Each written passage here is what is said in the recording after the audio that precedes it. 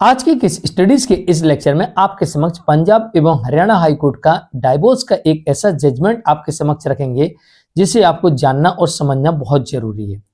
कई बार ऐसा देखा जाता है कि पत्नी कोर्ट में कहती मैं साथ रहना चाहती हूँ और साथ रहने के लिए उसने प्रयास भी किए और उन प्रयासों को भी कोर्ट के समक्ष दर्शाती है, लेकिन इसके बावजूद भी कोर्ट इस मामले में ये मानता है कि पत्नी बिना किसी कारण के अलग रह रही है और उसने ही पति का परित्याग किया है, जबकि पत्नी ये साबित कर रही है कि मैं तो अपने पति के साथ रहना चाहती हूँ, मैंने पति के साथ रहने के लिए प्रयास भी किया है, यहां तक कि मैंने पंचायत बुलाई थी और उसके माध्यम पंचों के माध्यम से ही मैंने वापस जाने का प्रयास किया, लेकिन फिर भी कोर्ट यहां पर ये मान रही है कि पत्नी ने ही पति को छोड़ा है। तो चलिए आज के इस स्टडीज के इस लेक्चर में इस रहस्य से पर्दा हटाते हैं कि आखिरकार जहां पर पत्नी लगातार ये कह रही कि मुझे वापस जाना है, मैं पति के साथ रहना चाहती हूं, वापस जाने के लिए बाकायदा वो पंचायत भी बुलाती है, उसके बावजूद भी कोर्ट ये कहती है कि पत्नी ने ही पति को त्यागा है, पत्नी ने ही पति को छोड़ा है और इसी ग्राउंड पर फैमिली कोर्ट पति के पक्ष में डिवोर्स की डिक्री पारित कर देती है। अब पत्नी को ऐसा लगता है कि शायद फैमिली कोर्ट से कोई गलती हो गई और पत्नी पहुंच जाती है हाई कोर्ट। तो पंजाब एवं हरियाणा हाई कोर्ट ये कहती है कि फैमिली कोर्ट का आदेश बिल्कुल सही है। तो चलिए आज के इस स्टडीज के इस लेक्चर में डिटेल में बात करते हैं कि आखिरकार ऐसा क्या हुआ कि जहां पर कोर्ट यह मान रही है कि पत्नी ने ही पति का परित्याग किया है, जबकि पत्नी यह साबित कर रही है कि मैं तो वापस जाना चाहती हूं। तो वह परित्याग कैसे हुआ? क्या वास्तविकता में फैमिली कोर्ट से और उच्च न्यायालय से दोनों से गलतियां हो गई? इस केस में डिटेल में बात करेंगे। जय जिनेंद्र, हूं क्रिश्चियन। वीडियो को लाइक और शेयर कर दीजिए और इस तरह जजमेंट्स पाने के लिए जिसमें आपको लगभग 200 से अधिक जजमेंट्स मिलेंगे या अन्य किसी जानकारी के लिए दिए गए नंबर पर आप हमें संपर्क कर सकते हैं। चलिए शुरुआत करते हैं।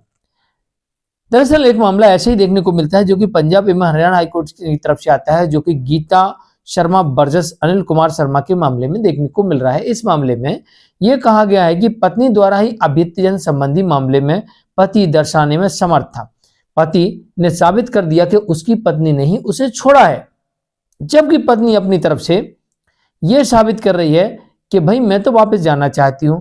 और इतना ही नहीं, पत्नी कह रही कि मैंने देखिए पंचायत भी बुलाई थी, मैं तो वापस जाना चाहती थी, लेकिन पति यहां पर साबित कर रहा है कि पत्नी ने ही उसे छोड़ा है, अपने वैवाहिक घर को छोड़ा है और फिर वापस मायके जाने के बाद में वो वापस कभी नहीं लौटी। मैं तो प्रयास किया लेकिन पत्नी ही नहीं लौटी। अब जो यहां पर स्थिति दिख रही है, यहां पर यह कहा जा रहा है आगे कि पत्नी ये तो कह रही है हमने पंचायत बुलाई, लेकिन जो पंच थे उन पंचों में से कोई भी व्यक्ति कोर्ट में गवाही देने नहीं पहुंचा, यह बताने के लिए कि भाई इसमें पति सही बोल रहा है कि पत्नी सही बोल रही है। झूठ कौन बोल रहा है, पति या पत्नी? या सच कौन बोल रहा है, पति या पत्नी? कौन आखिरकार? यह बताने के लिए एक भी पंच कोर्ट नहीं पहुंचा। बस यहीं पर पत्नी का लूज पॉइंट था, यहीं पर पत्नी से मिसिंग हो गई या फिर पत्नी को कोई गवाह नहीं मिला। अब इसमें कंडीशन क्या देखने को मिलती है? पति यह कह रहा है कि मैं तो लाना चाहता, लेकिन पत्नी कंडीशन लगा रही, आ नहीं रही। ये इस केस में फैक्ट होगा, ऐसे फैक्ट होते हैं।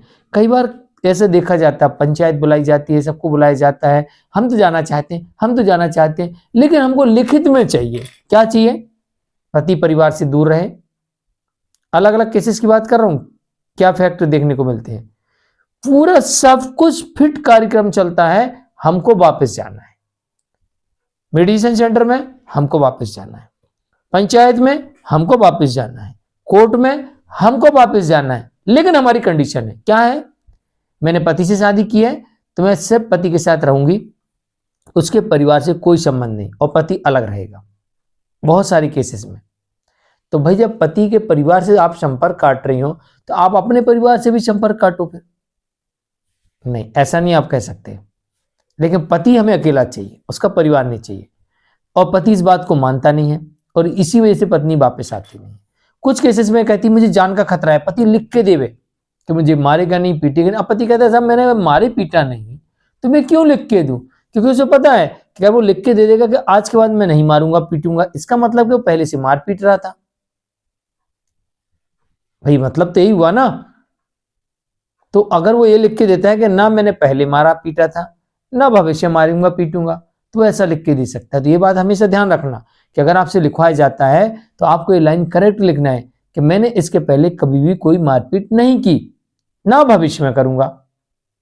ये कभी मत लिखियो कि मैं आज के बाद नहीं करूंगा, इसका मतलब आप पहले मारते पीटते थे, ये साबित हो सकता है। तो कई बार इस लिखा पढ़ी की वजह से भी मामले बिगड़ जाते हैं। कई बार पत्नी कहती मेरे नाम से पहले मकान करो, मेरे नाम से एफडी करो तो मैं आपके साथ रहूंगी, और पति कहता है मैं तुम्हारे नाम से क्यों करूं भाई, मैं नहीं करूंगा। और फिर पत्नी कहती मैं तो जाना चाहती हूं लेकिन मेरे नाम से करो तब मैं जाऊंगी। तो इस मामले में कुछ ऐसा ही कुछ हुआ होगा, और इसी वजह से यहां पर साबित हो गया कि पत्नी ने ही अपने वैवाहिक घर को छोड़ा है, और पत्नी यह साबित कर रही है कि मैं तो जाना चाहती थी।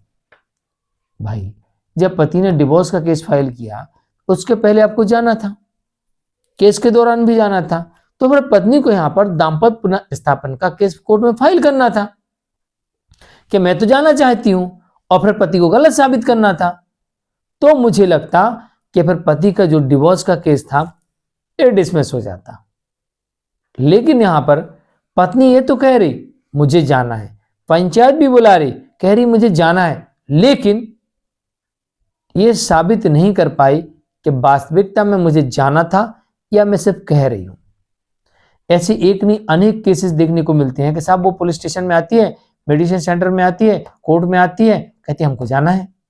जब हम कहते हैं चलो तो पत्नी कंडीशन लगा देती है, मुझे भरोसा नहीं है, जान का खतरा है, मेरे नाम से प्रॉपर्टी करो, अपने परिवार को छोड़ दो, मेरे नाम से एफडी करो, मेरे नाम से ये करो वो करो, ये लिखित में दो वो लिखित में दो, मैं क्यों दूंगा भाई।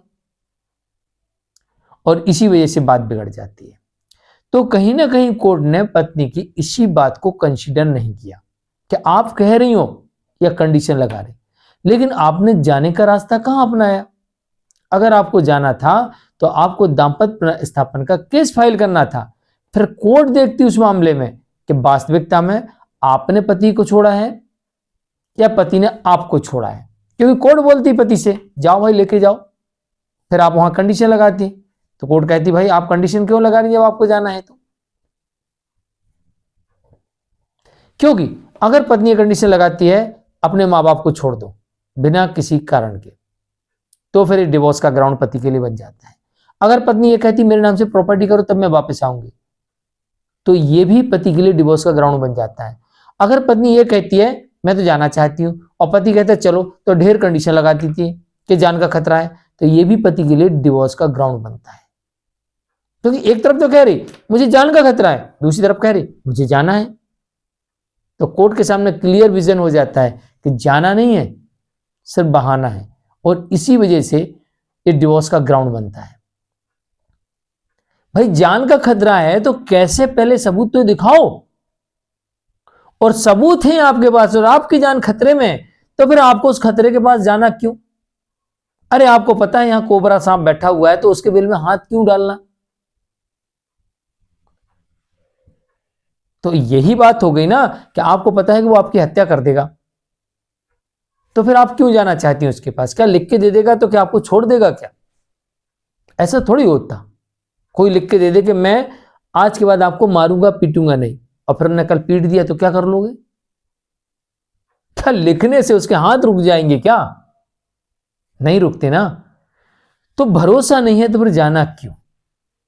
खैर इस मामले में यही देखने को मिला कि पत्नी ने यह साबित करने का प्रयास किया कि मैं जाना चाहती हूं, लेकिन पति ने यह साबित कर दिया कि पत्नी बिना किसी कारण के अलग रह रही है, पत्नी ने त्याग कर दिया है, और इसी वजह से इस केस में पति को फैमिली कोर्ट से डिवोर्स मिल जाता है, और इस डिक्री को चुनौती दी जाती है हाई कोर्ट में, पंजाब एवं हरियाणा हाई कोर्ट में, और वहां पर भी फैमिली कोर्ट के आदेश को पुष्ट कर दिया जाता है और पत्नी की अपील को डिसमिस कर दिया जाता है। जजमेंट आता है गीता शर्मा वर्सेस अनिल कुमार शर्मा के मामले में पंजाब एवं हरियाणा हाईकोर्ट की तरफ से। आज के लिए इतना ही। मैं मुकेश जैन, नमस्कार।